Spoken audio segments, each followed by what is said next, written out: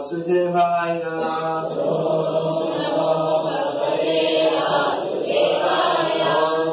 Namo Bhagavate Vasudevaya. Om Namo Bhagavate Vasudevaya.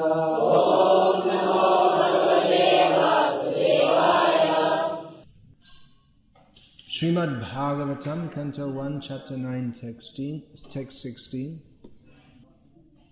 Translation and commentary by His Divine Grace A.C. Bhakti-Vedanta Swami Prabhupada. Nahi asya karhi chitrajan Puman veda vidhitsitam Yad vijigyasaya yukta Muhyanti kavayopihi.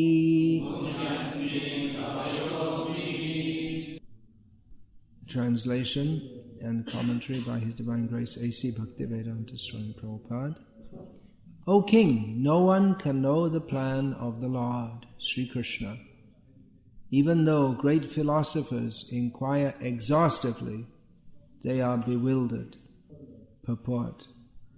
The bewilderment of Maharaj Yudhishthira over his past sinful acts and the resultant sufferings, etc., is completely negated by the great authority Bhishma, one of the 12 authorized persons. Bhishma wanted to impress upon Maharaj Yudhishthira that since time immemorial no one, including such demigods as Shiva and Brahma, could ascertain the real plan of the Lord. So, what can we understand about it?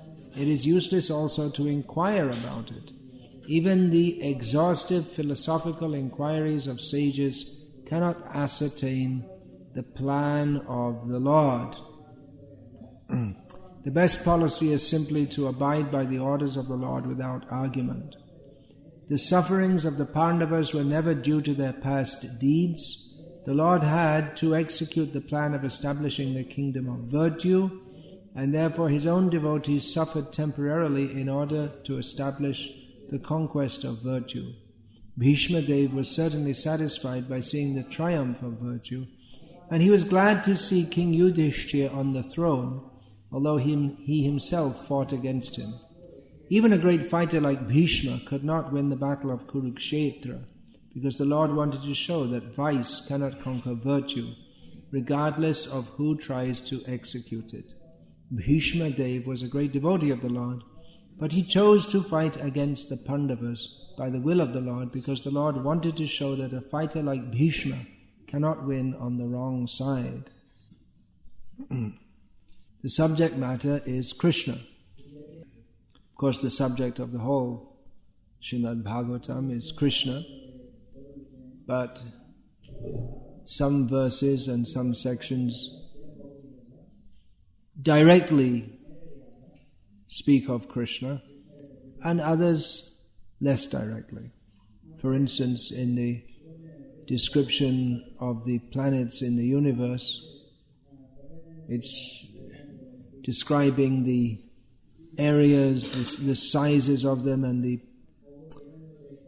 the oceans, that the various dvipas or islands within space, that it doesn't directly describe Krishna, but here the subject matter is Krishna.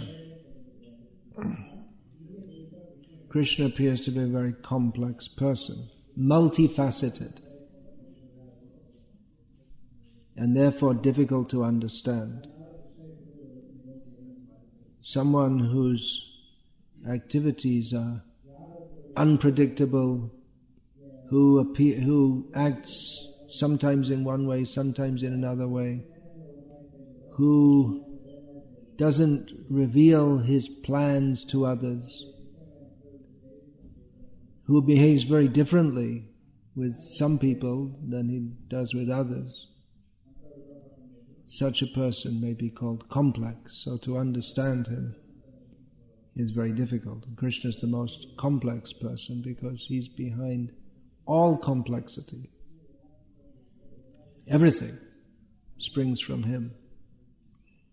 But at the same time, another feature of his being multifaceted and therefore complex is that he's also very simple. He's a simple village boy. What is God doing? Is He creating the universe, presiding over the fate of persons who have died? Yeah, and He's also playing in the pastures of Vrindavan. Yamuna Tira Varnachari. He moves around, wanders here and there. In the forests on the bank of the Yamuna.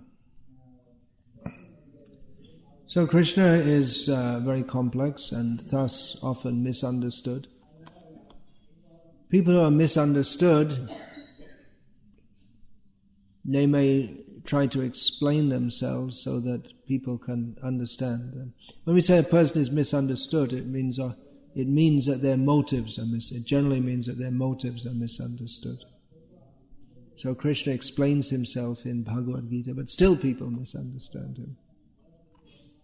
Krishna is often blamed for being a liar or inducing. The Gopis blamed Krishna not exactly. Not for lying exactly, but for being cruel, for calling them to him and then sending them away again. They didn't go. Yeah, for being cruel. They said life after, we've heard from Purnamasi that even in previous lives, you're very cruel to women.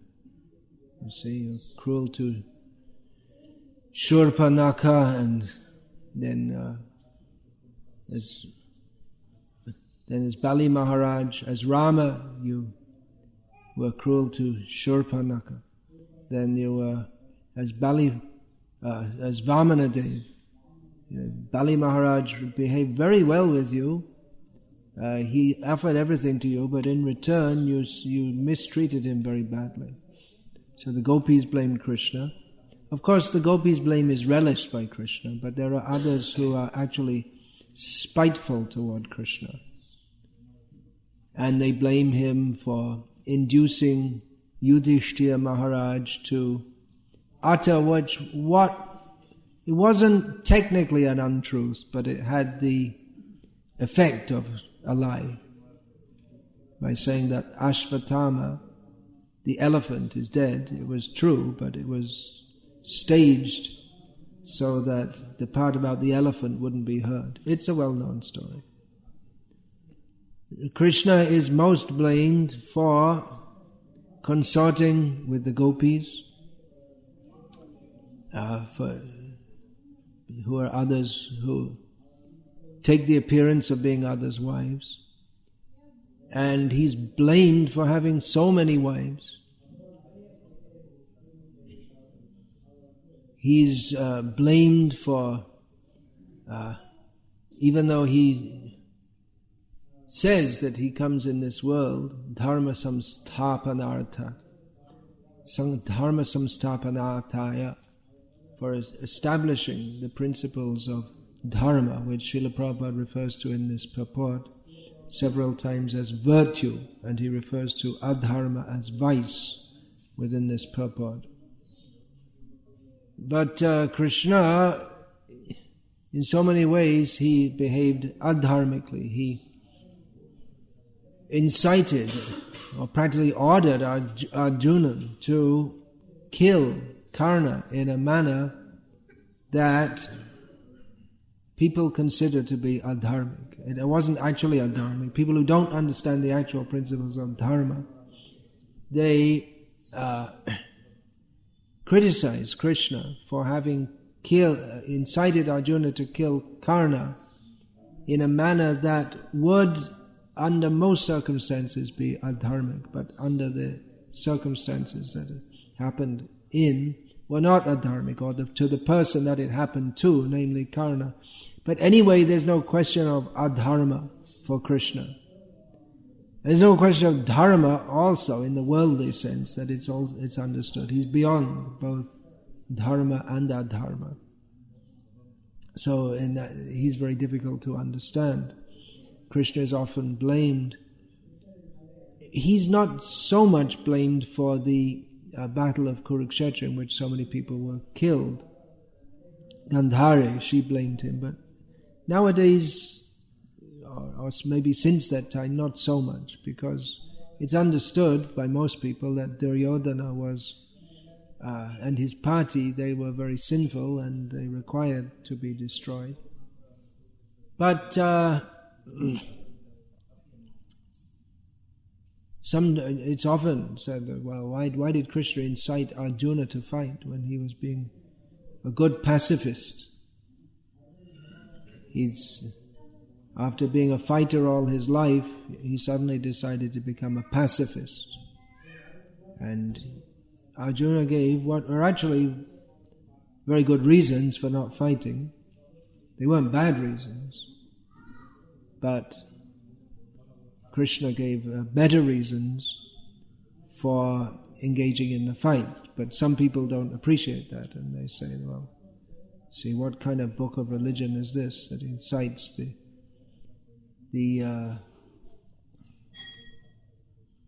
incites people to fight? Although I don't know of anyone. I don't know of wars being waged in the name of Bhagavad-gita, or people killing others because they don't accept Bhagavad-gita, although in what is widely advertised as the religion of peace in the world today. And another one which is, they talk of the Prince of Peace, but their whole history has been one of fighting and killing in the name of what they consider to be their religion. So anyway, Krishna is often blamed. Interestingly, the battle of Prayas, his own family members killed themselves. That's not so well known. That was also incited by Krishna, by his arrangement. And if we see the number of Krishna's family members, then it was even more than were killed at Kurukshetra. But it's not very well known. Why did Krishna arrange for his own It's clearly stated in the Bhagavatam that Krishna arranged for his own family members to be killed. Sounds really atrocious, doesn't it? I mean, if someone kills all their family members, especially when there are so many of them, sounds really horrible. And what kind of God is that? I mean, if you killed Duryodhana, all right, but they were his own devotees. And what happened to Kauntaya Pratijanihi Name Bhakta Pranashyati? Arjuna was told to announce it, that my devotee is never destroyed. But Arjuna had to look after all the women after all his family members were destroyed. Of course, Arjuna then didn't go around and announce to everyone that Krishna's a liar. He kept his faith in Krishna. Even after Krishna's disappearance, he didn't change his opinion about Krishna. But it's another example of how Krishna is very difficult to understand. We understand that Krishna protected or sustained his devotees, who are the members of the Yadu Dynasty, by arranging for them to be killed. Whatever he does is for the ultimate good. So there are many reasons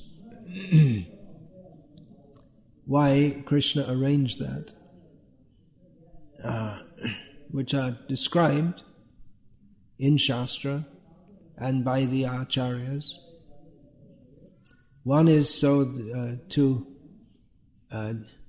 Bhara Haran is one of the main reasons for Krishna's appearance, or actually the reason for which he was petitioned to come by Bhumi Devi, is that she was feeling the weight of unnecessary military forces.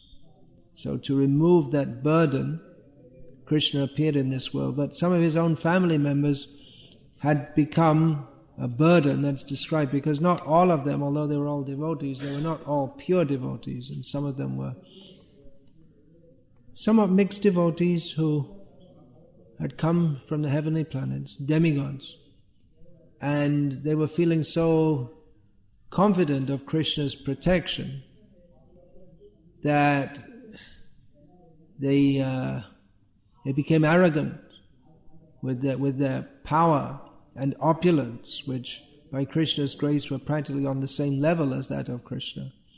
And having that power and opulence and thinking that we're protected by Krishna, no one can do any harm to us. And they felt themselves invincible. So Krishna felt the need to remove them before they became actually a burden to the earth by having such an arrogant attitude. So sometimes even great devotees, they can, their attitude can change. We see that Dvivida, who was part of the party with Hanuman, who joined Lord Ram in fighting against Ravana, he later behaved inimically towards Krishna's devotees and became a demon and was killed by Krishna. Is that right? Balaram, that's right. Killed by Lord Balaram. Not by Krishna.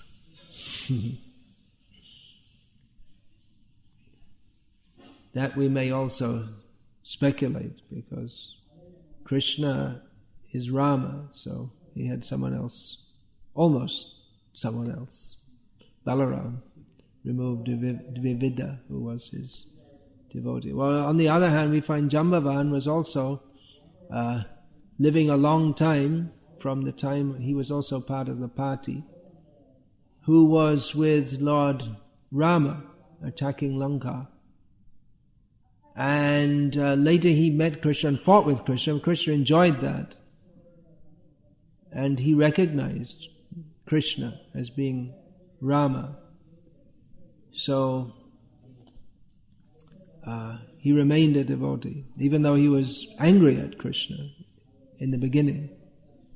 But his basic attitude was one of loving Krishna, but he didn't recognize Krishna, and therefore he engaged in fighting with him. If he'd have recognized him, he'd have never punched him and tried to pin him on the ground and wrestling throws and all. He wouldn't have felt anger toward him. And when he understood, well, this must be Lord Rama, because no one can fight like that except Lord Rama. So it must be. Then he recognized that you are the same Supreme Personality of Godhead. So Krishna arranged for the removal of the Yadu dynasty. Apart from those who were demigods who had been born in the Yadu dynasty and born as the members of Krishna's family, apart from them, many were actually pure devotees, but anyway, it was time for Krishna to leave this world, and there was no reason for all his family members to hang around forever. So it was arranged that they leave this world. Why in such a horrible way, it might seem? Well, for Kshatriyas, it's not such a horrible way. It's the best way, actually. Maybe not fighting with each other isn't the best, but fighting is the way Kshatriyas, they want to leave the world.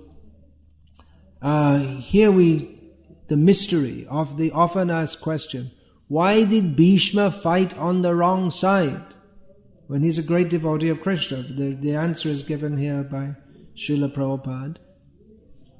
Of course, there may be other answers also.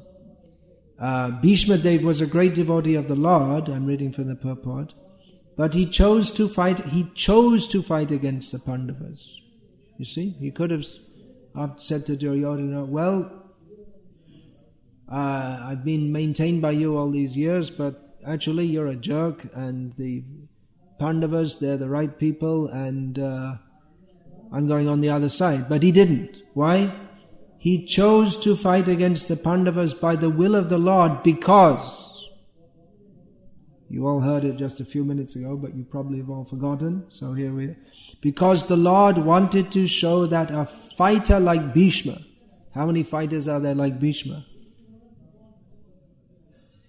Well, we find at the beginning of Bhagavad-gita that Duryodhana, he didn't think there was anyone as great as Bhishma. He was the best fighter in the world, apart from Krishna, who wasn't going to fight. The Lord wanted to show that a fighter like Bhishma cannot win on the wrong side. Dharma always triumphs over adharma, especially when Krishna is personally present. Yatra Yogeshvara Krishna Tatra Vijaya. Where there is Krishna, there must be victory.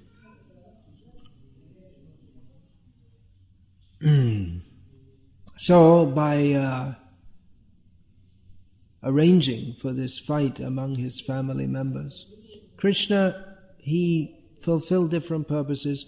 One purpose was to show that however high class and exalted a person may be, that intoxication destroys their good qualities. So that's one reason. And the main reason to send everyone back where they came from to take up their respective roles. There was no reason for them to be around while Krishna was there.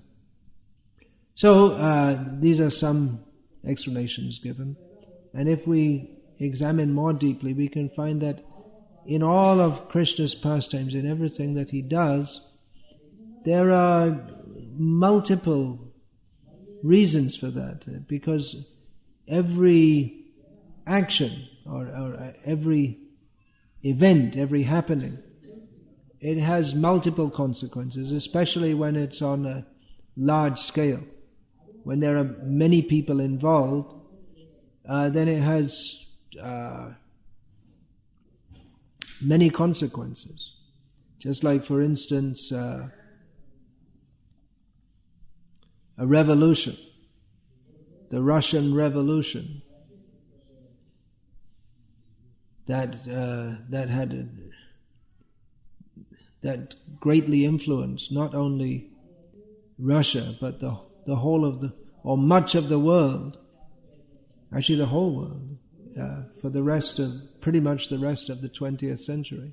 So it had very great consequences, which it would probably be impossible to list them all because they're so far-reaching. The consequence on the whole way people perceive the world and the way the governments executed their policies. So that's why I'm saying probably everyone was affected in the world, directly, indirectly at least.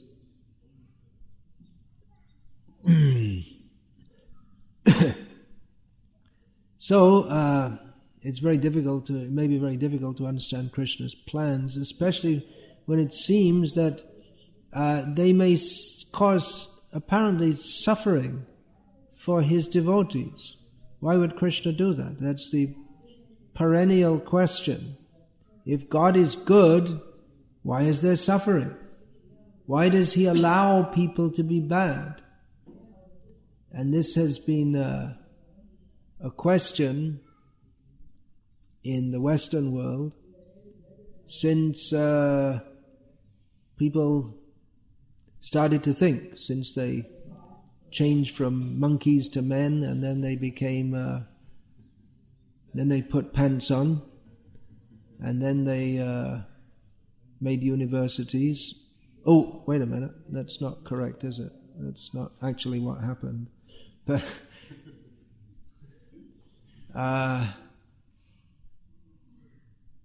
well, at least since the time of Christianity in the Western world, this question has been prominent in the minds of philosophers, that if God is good, why does He allow bad? In India, it was never a question. The problem of evil, it's called in Western philosophy. But in either the Vaishnavas or the Mayavadis, it's never been, at least in those terms, it's never been a question.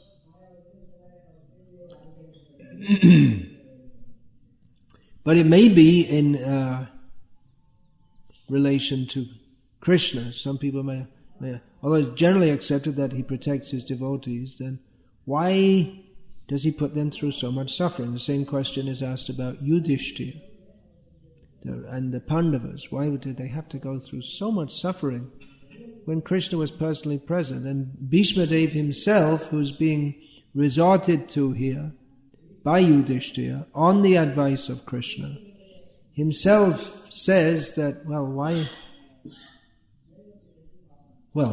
that's what this statement that we're reading today follows up from the previous verse. Oh, how wonderful is the influence of inevitable time, Bhishma Dev speaking.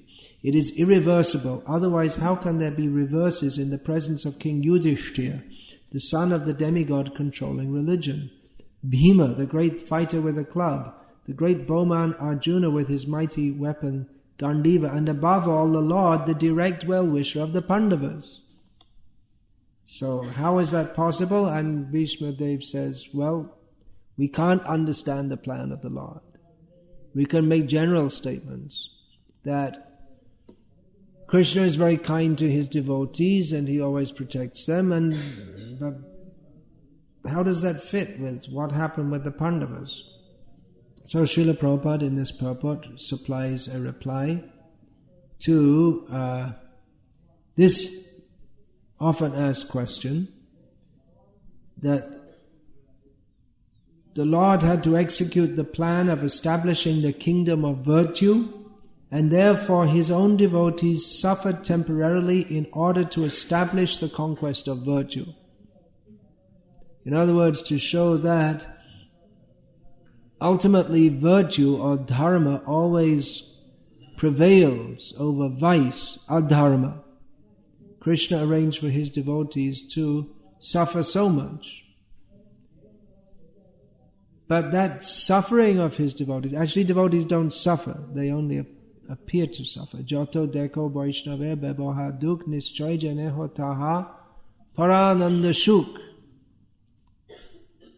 Vrindavan Das Thakur states that if one sees, or however much one sees that devotees are apparently suffering, one should know that they're always experiencing spiritual bliss. They're not suffering actually. But Kunti Devi, she analyzed that the sufferings that the Pandavas went through, that was actually very good, and she prayed for more, as is well known. Not many devotees are on that level. Oh Lord, I'm suffering intensely, please give me more. Mostly it's, please deliver me. Yaha sangsare bahudustare. And what's the next line? Kripaya pare pahi murare. Well, that's by follower of Shankaracharya. How does that begin? Punarapi jananam, punarapi maranam, punarapi janani jatare shayanam. Material life is dying, getting born, dying, getting born, getting in the womb of a mother, and then again and again, and then, oh Murari, please, this material existence is very difficult to get free from. Please deliver us, please maintain us. Murari, the killer of the Mura demon. So there are many such prayers, oh Lord, please deliver us, but Kunti Devi prays that Vipada Santu Tashashvat Tatra Tatra Jagat Guru Bhavato Darshanam Yat Syad Apuna Bhava Darshanam. If we see you, Krishna, then we don't see repeated birth and death. So we see you more when we suffer more. So give us more danger, give us more suffering. We think of you more. So, Krishna may also put his devotees into difficulty.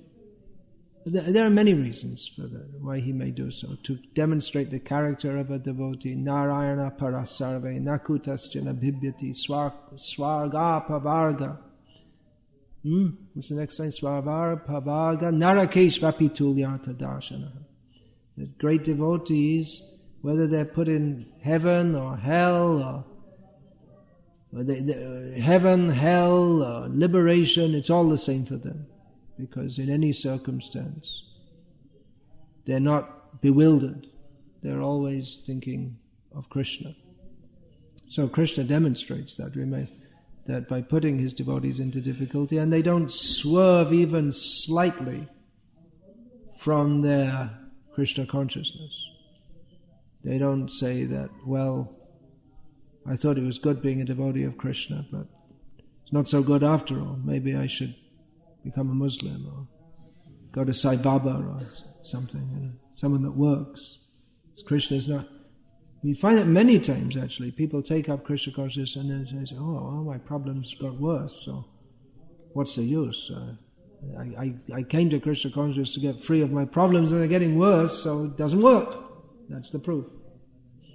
But the great devotees, they get put through so many severe difficulties. So many times devotees come to me and say, I have this problem. So you can ask them, well, do you have problems as great as Prahlad Maharaj had, for instance? As great as the Pandavas? So we'll follow their example and remain fixed in Krishna's service. So Krishna demonstrates how his devotees, even in the greatest difficulties, remain fixed in his service. And actually, by putting them through difficulty, they remember Krishna more. That fight between the members of the Yadu dynasty that resulted in their annihilation, that may seem very strange, devotees fighting among themselves. So that's the whole point of this verse, that what is Krishna's plan? It's very difficult to understand. See, devotees fighting among each other, how can that be Krishna's plan? After all, one is supposed to love the devotee. Devotee is supposed to be adveshta sarva bhutanam, without animosity toward anyone, and especially to devotees. That prema maitri kripopeksha, to others, among devotees there's supposed to be friendship, and others they may neglect them or be kind to them, depending on the attitude of non-devotees. But among devotees they're supposed to be friendly. But devotees killing each other, becoming each other's enemies, how can that be Krishna's plan? So Srila Prabhupada writes here, it is useless also to inquire about it. We can't understand how devotees, at least superficially, they seem to hate each other to the extent that they kill each other. I mean, you've got to be pretty, you've got to have pretty bad feelings against someone to kill them, generally speaking. Of course, a king may execute a criminal. He doesn't have any personal animosity against him, but in general, you have to be either be just completely callous, just like people, they kill animals, they don't think anything of it. It's just a regular thing that the butcher or so housewives, they get a chicken and they cut the throat, and they're talking to their friends while they're doing. Don't think anything of it. The chicken's squawking, and you just don't. Heartless, that's the word. Stone-hearted. They just kill the creature. But how could devotees be so cruel, so hateful that they kill each other? But Krishna has his plan. That apparent hatred, again, it's not actual, it's just a a show, but it also shows how the effects of intoxication actually make one crazy. They make one very, even if one is very good by nature, that intoxication can completely spoil one's character. And we see that it's common in the modern age that men cruelly, it's quite common that men cruelly beat their wives under the influence of intoxication, or many murders are also committed under the influence of intoxication. So intoxication is not good. That's demonstrated that's one of the points which is demonstrated by this. So what do we learn from this? How to apply it in our practical life? Well, in our lives we may see so many things which just don't seem right, and among ourselves there may be disagreements, misunderstandings, but there may be some plan of Krishna there also. It doesn't mean that, and there may be devotees don't treat each other properly. There may be some plan of Krishna behind that. It doesn't mean that one devotee treats another badly and the other devotee complains, says, well, actually it's Krishna's plan. That's not proper to say that. In one sense it can be true, but on the other hand it's Krishna. We can say, yeah, that's true, but Krishna, your bad propensity, we can say someone's bad propensity is being orchestrated by Krishna's energies in such a way that good comes out of it, or because anything in relationship to devotees and devotional service, ultimately it has to be auspicious. In one sense we can say that even Srila Prabhupada in one purport speaks about great demons. He mentions some names like Hitler and others who they were actually instruments of Krishna in one sense. Not that they were sadhus by any means, but because so many people were sinful and they were in for a good dose of suffering. So Krishna arranged for some big demons to arrange it. But they're demons, even though they're acting within not outside the plan of the Lord. No one can act outside the plan of the Lord. Where is this? Mama Manu Vartante Manusha Partha Sarvasha. Everyone is within the plan of the Lord, but it doesn't mean that everything one does is divinely inspired. Some things are inspired by sinful propensities, but it's all orchestrated by Krishna's energies.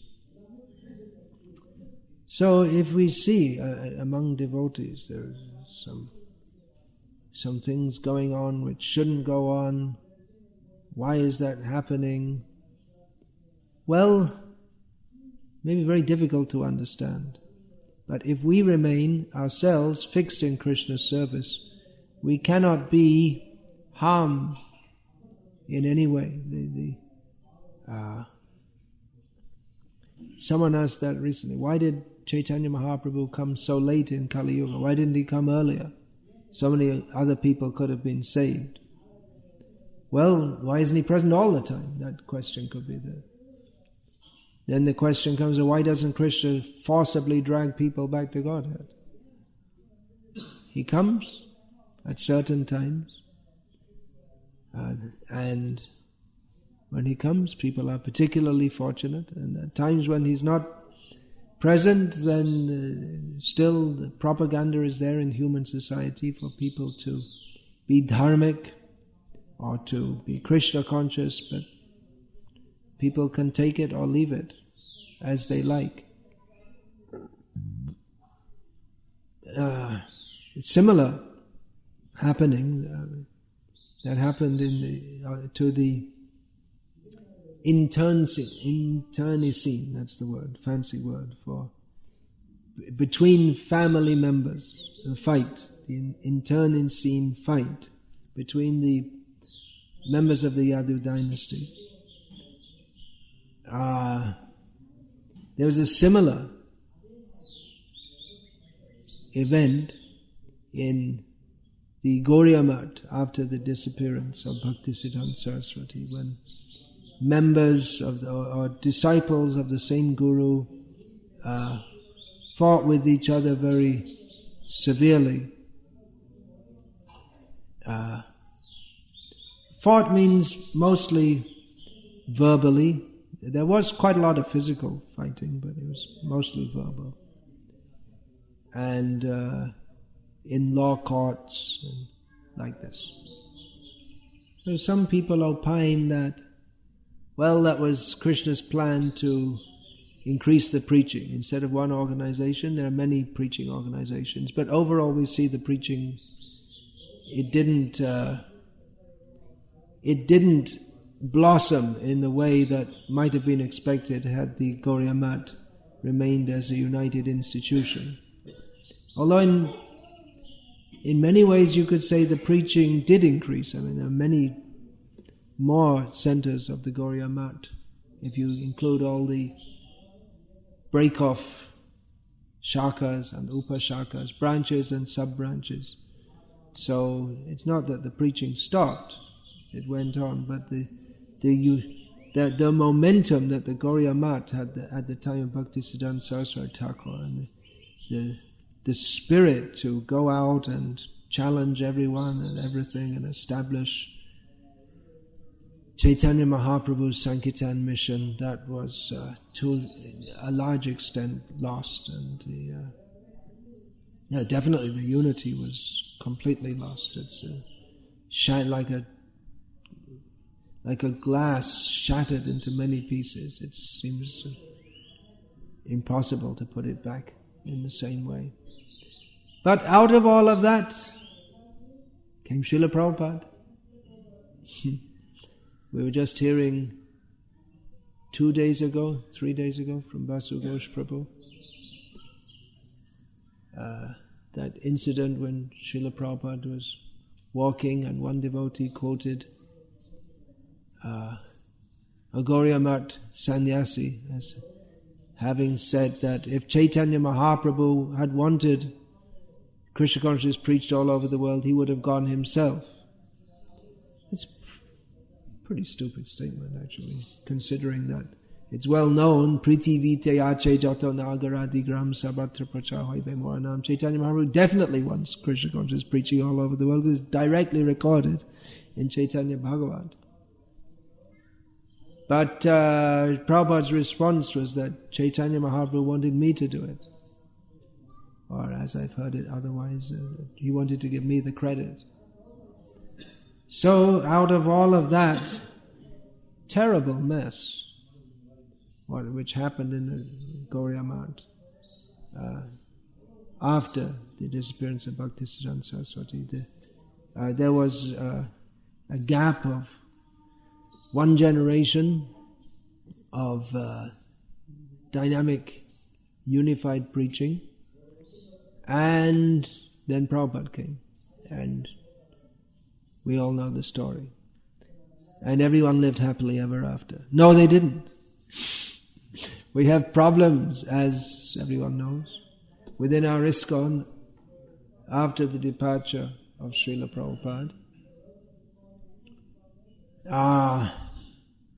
How are we to view this? Very difficult to understand. No one can know the plan of the Lord Sri Krishna. Even though great philosophers inquire exhaustively, they are bewildered. Bhishma Dev says here. Prabhupada in the purport says, it is useless also to inquire about it. And it seems to be. It seems that there's a certain spirit or mood which it seems like impossible to change the direction back to what we think it should be, because other people think that the way it is the way it should be. So, what can we do? Well, we can go on with Krishna consciousness. No one can take that away from us. No, in what Srila Prabhupada has given, whatever may or may not happen in his movement, whatever may happen that shouldn't happen, and whatever doesn't happen, that whatever may happen that shouldn't happen, and whatever doesn't happen that should happen, we can go on with Krishna consciousness. There's no one stopping us, putting our hand in our bead bag and chanting the holy names of Krishna. At least it hasn't come to that yet within ISKCON. Although you never know, it's not impossible. I mean, you see in Christianity that they introduced meat eating and intoxication, which Jesus, he didn't introduce it, but it's made out as if he did introduce that. It's the Bible has been doctored in such a way to make it seem that Jesus was a meat eater and a drunkard, which he wasn't. And ignorant also, because it's ignorant of the laws of nature, of how the jiva transmigrates from body to body. It seems that of course, even now in the Bible there are still indications of that, but it's been largely edited out. So you never know what may happen. But even then, there's nothing to stop anyone following Christ even today. Although it is difficult because his actual teachings have been so badly misrepresented that it's difficult to know actually what he taught. So if we actually want to follow Christ, then we follow Srila Prabhupada, who taught the same thing, but actually with much more detail and preciseness. So that's a meditation for, as we find that there may be many facets of this Krishna consciousness movement, which sometimes we may find it difficult to understand. Why is that going on? Why does Krishna allow this? Well, it may be very difficult to say. We may not be able to understand it.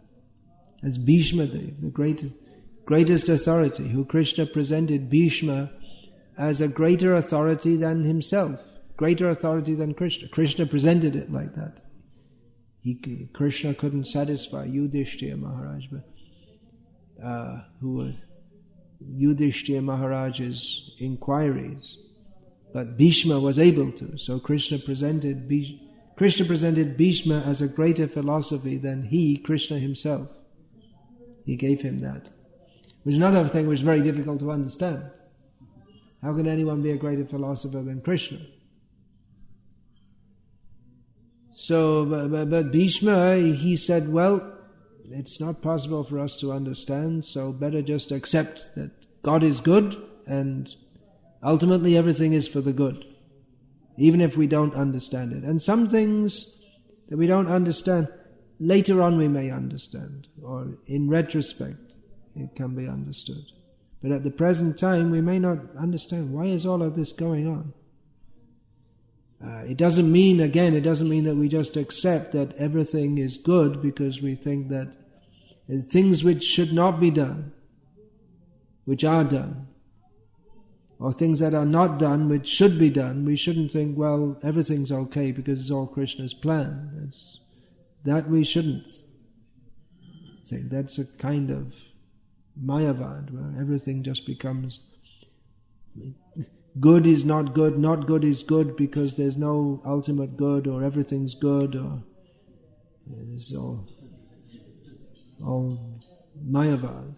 No, there is good and there is non-good. There is a difference. But exactly why Krishna arranges in various ways it may be very difficult for us to understand why various devotees behave with us in certain ways. We may also be bewildered. Why did I behave like that with that devotee? We may regret ourselves in retrospect that I behaved like this. Why is that? And although in general, devotees are not going to be dealing with each other as severely as, for instance, Hitler did with various people.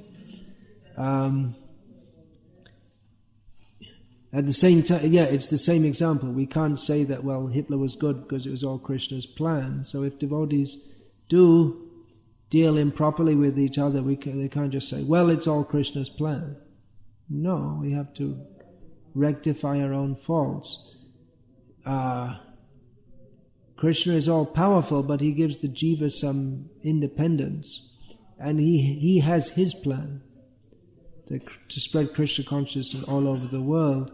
And certain devotees, they take part in that, but then they may, due to the conditioned nature, just like the members of the Yadu Dynasty who came from the heavenly planets, they're mixed devotees, so they contributed somewhat to Krishna's pastimes, but they're also capable of causing some disturbance. So maybe that certain devotees, they have some contribution to make, but because of various residual contaminations within their heart, they may also cause some damage. But then Krishna, he works everything out so that in the end, everyone lives happily ever after in the spiritual world. So it's not that, well, okay, I mistreated this person, but anyway, there was something good came out of it, so it was all Krishna's plan. I didn't do anything wrong. No, it's not like that.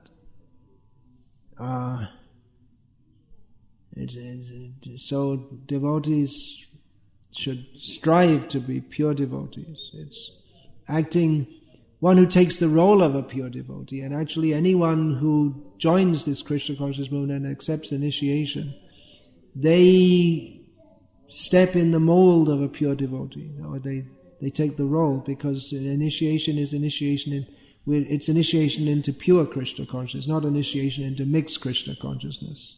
We don't say that you take to Krishna consciousness and you chant Hare Krishna and you'll get lots of money and you'll be very respected in society. We don't tell people that, although some people may have those motives, but initiation is actually meant for people who want to be pure devotees and who want to live like pure devotees and become fully pure devotees.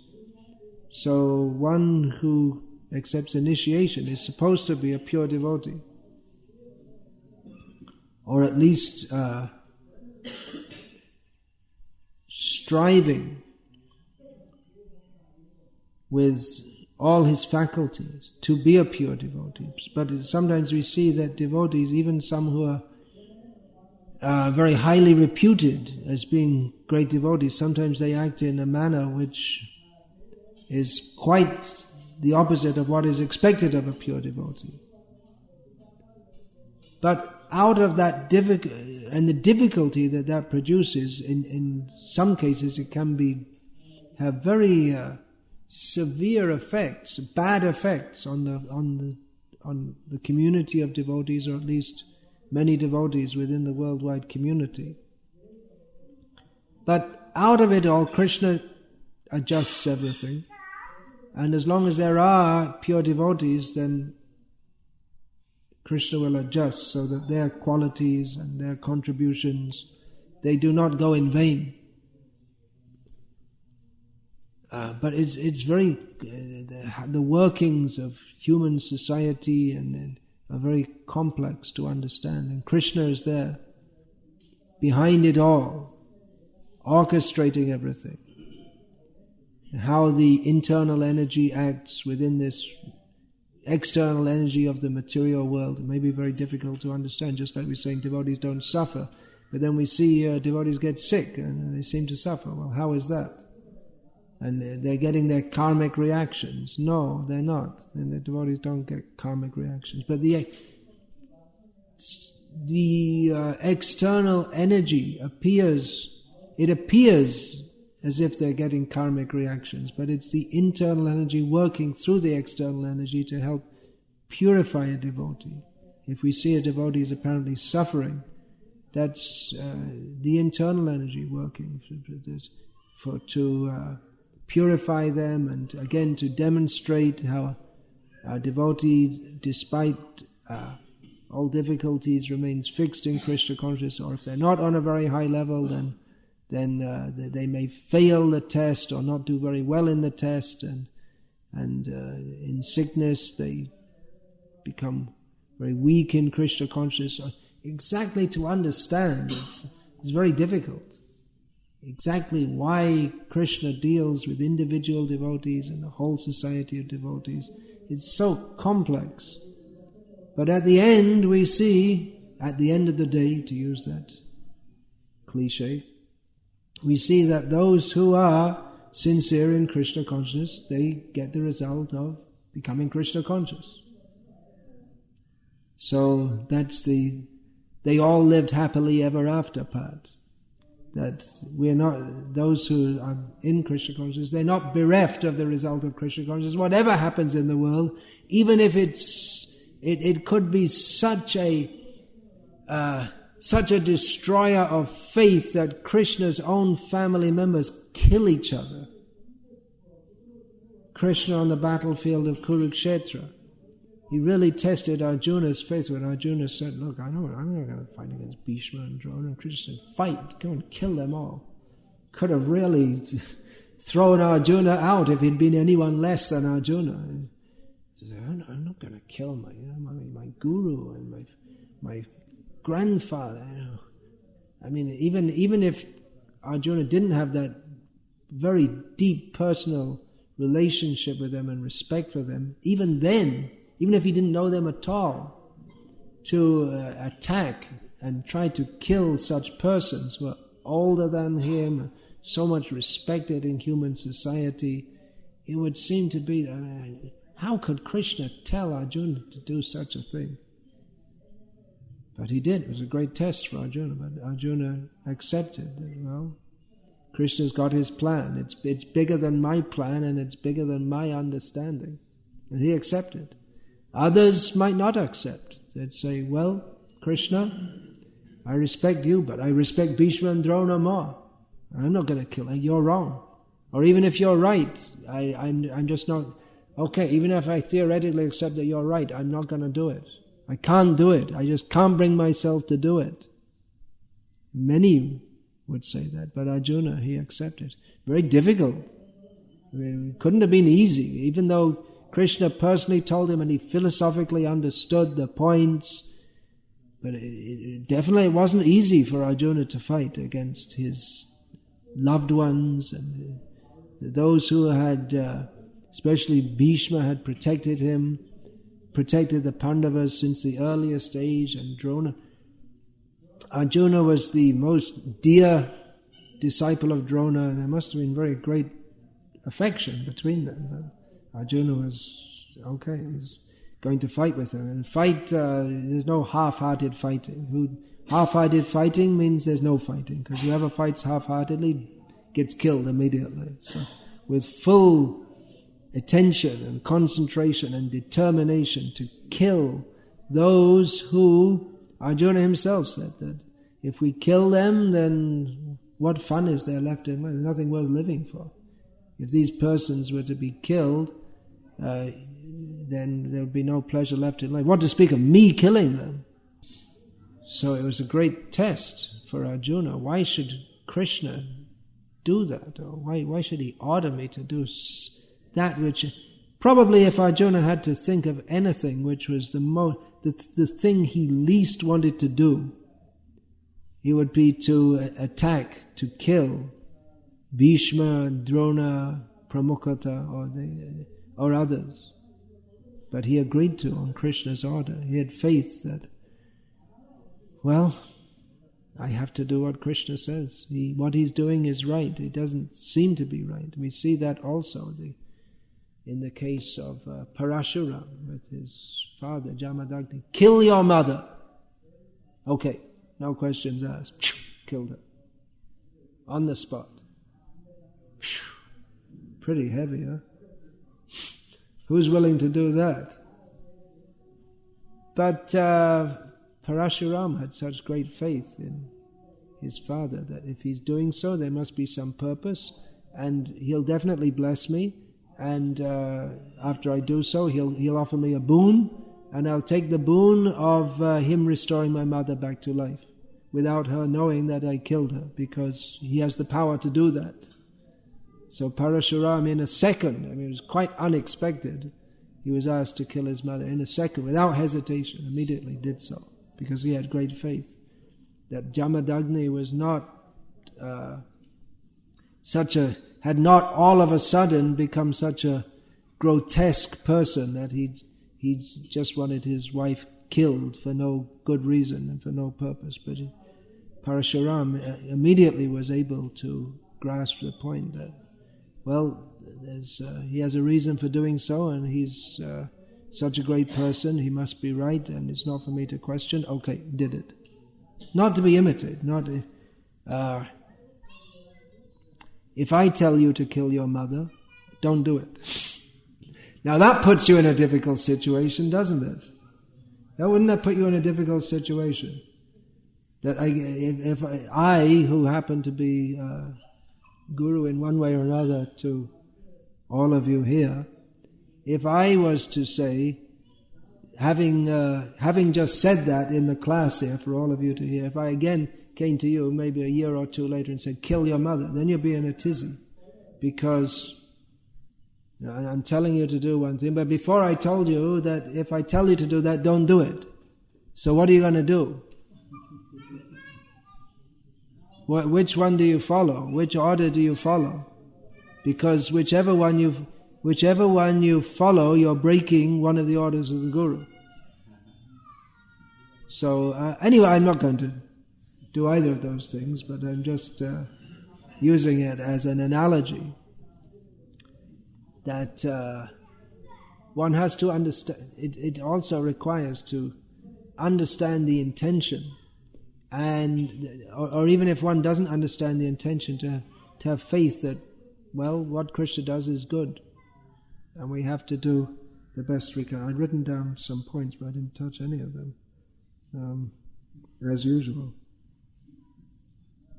Okay, Hare Krishna. Any questions about this?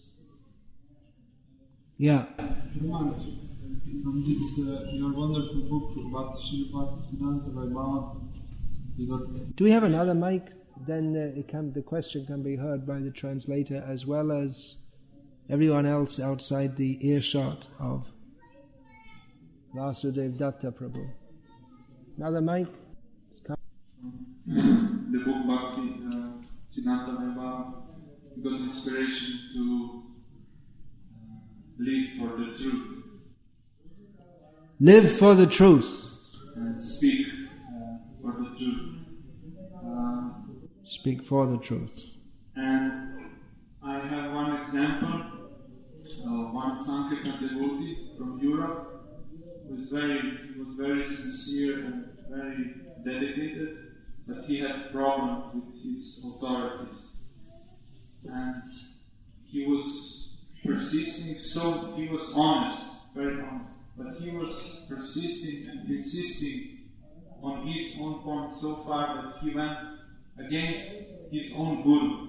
Then his own guru had to temporarily probably remove him, kind of reject him, and then looks like he lost now Brahmachari ashram, he lost all Shaktis, so it's how far one can go. Well, maybe he should have heard this class, and he might have or considered very deeply this verse and purport, which he's undoubtedly read at least once and quite likely several times. That's the point. We shouldn't lose faith, even though there may appear to be grounds to lose our enthusiasm in Krishna consciousness. Those who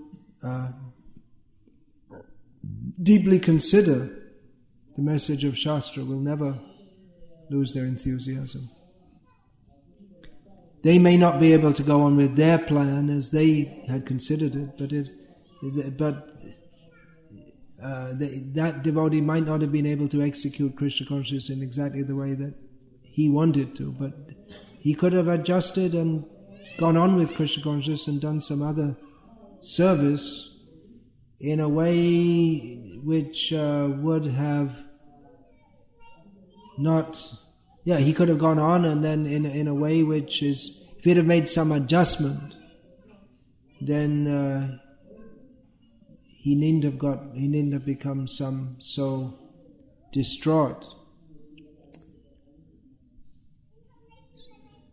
Another point is that, we want to live for the truth and speak for the truth, but institutions within this world, they don't function on that principle. By their very nature. I've discussed that extensively elsewhere. So it's a conundrum or a situation which produces a dilemma or irreconcilable opposites. That an institution is required for preaching Krishna consciousness, but the very nature of an institution in this world is that that which is not Krishna conscious will be fostered by it. So, how to resolve this? Well, read the Srimad Bhagavatam and Bhagavad-gita, and then we'll get these kind of insights which help us to remain servants of the truth in the realm of untruth or mixed truth or untruth posing as truth, or truth being propagated for the sake of untruth, etc. In the book that you were referring to, Bhaktisiddhanta Vaibhav, there's an essay by Bhaktisiddhanta Saraswati Thakur which addresses this very problem. How organized religion is the resort of Putana, Kamsa and other such demoniac persons. It's a very heavy essay.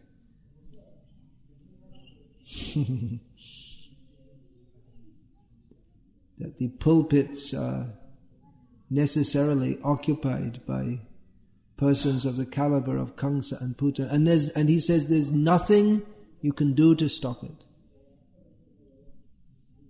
Doesn't mean that everyone in a pulpit is a pulpit. You know what that means? It means the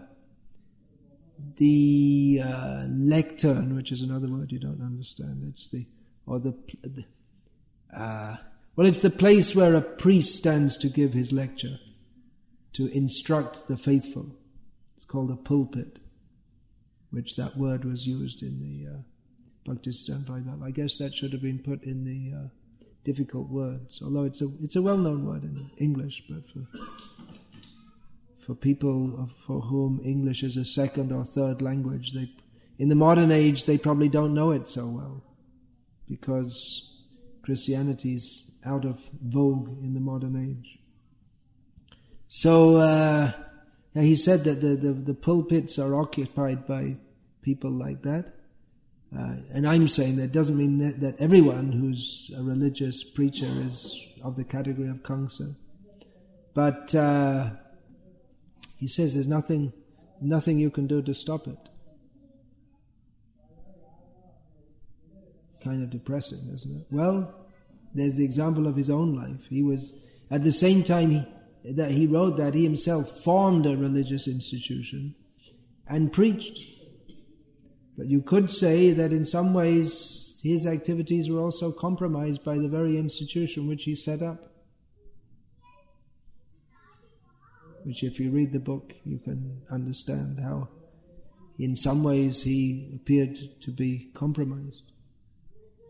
Not in his personal life or his preaching, but he allowed things to go on in the Gauriya Math, which some bad things and wrong things, which some of his disciples were very upset about, and which after his departure led to the what happened next, which much of it, which wasn't definitely wasn't his desire. Why did he allow things to go on? Well, he may have felt that it was.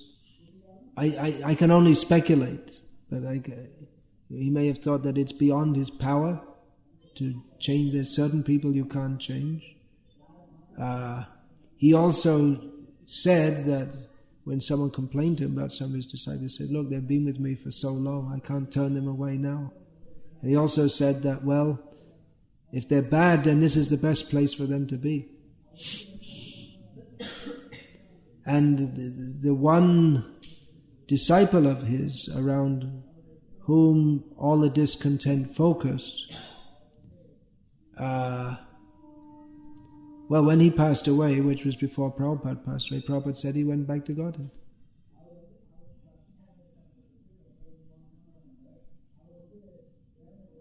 Another point that we often see is that devotees, they're fed up of the leaders and they make a revolution and throw them out, but then the next batch is just as bad or worse. And no one has any faith in any leaders anymore. And so even if they want to lead, it's very difficult for them to do so. So revolution isn't, it may seem to be good, but what will be the result? Just like in your country, there's a lot of discontent, and I'm not going to say it because I don't want to foment politics here. But there's a lot of discontent, and many people want certain leaders removed, but what do you think the result would be? It would just be chaotic, wouldn't it? And the good things that are going on now, the book distribution, Harinam, it wouldn't stop, but it would suffer a major jolt. And to a large extent, the book distribution, which has been going on steadily and well for many years, which is maybe coming down anyway, but it would probably to a large extent stop. Like in Croatia. Oops, sorry, I wasn't supposed to be saying the name of different countries. But anyway, that's already history, that they threw out the first leaders. And there were good reasons for doing so, but after that it just descended into more and more chaos. The book distribution from that time practically came down to zero. So maybe even leaders who are not, people perceive them as not being good in many ways, it may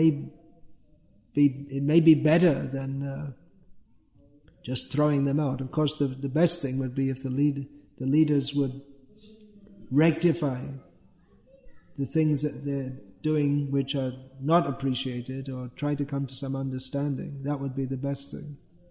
But often leaders, they can't hear others because they're leaders. They can't see, even if it's like the Titanic is sinking and people still, they still can't see it.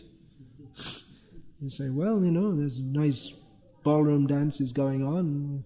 There are a few problems, but what's the problem? We're having a nice party here, and meanwhile the Titanic is sinking, and they can't see it until it's too late, whereas everyone else can see it. So, who can understand these things? That's the whole point of the class. And I'll finish there. Hare Krishna. Srila Prabhupada ki jai.